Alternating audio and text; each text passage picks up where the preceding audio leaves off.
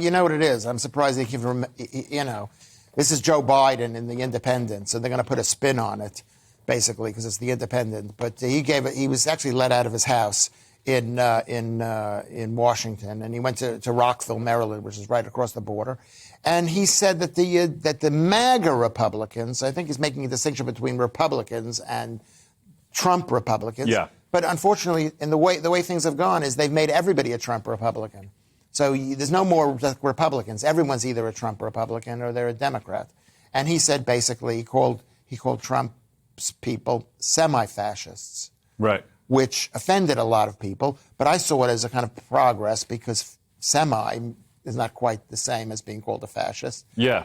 And when we were children, and I mean 18 years old in the 1970s, we used to go around calling people fascists. We had no idea what fascist meant. You didn't call them semi-fascists? No, we just called them fascists, and it was our way of, feeling superior. Oh, much as it's used now, then? Yeah, exactly how it's used now, and it's a sign of incredible immaturity and lack of intelligence on Joe Biden's part. And Nick? Yeah, well, it's absurd because they're the ones using the intelligence agencies to crush their opponents, as we saw with the recent raid against Trump. Not just Trump, of course, they've got this Bannon subpoena. They raided Peter Navarro and Roger Stone. So they project onto their opponents. This is what they do all the time. They're the ones using big tech to censor people.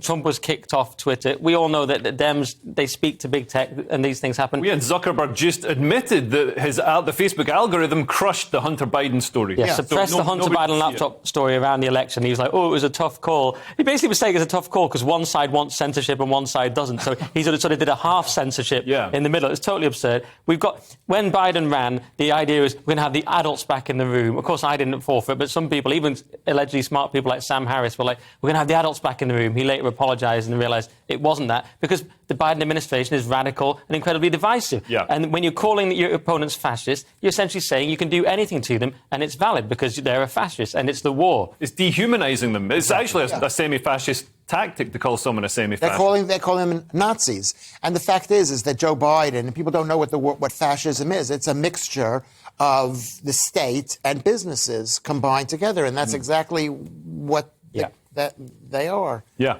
They're bad. And you need moderate people on their side to call it out, but I don't see that happening because they've all become so radical as well. Yeah.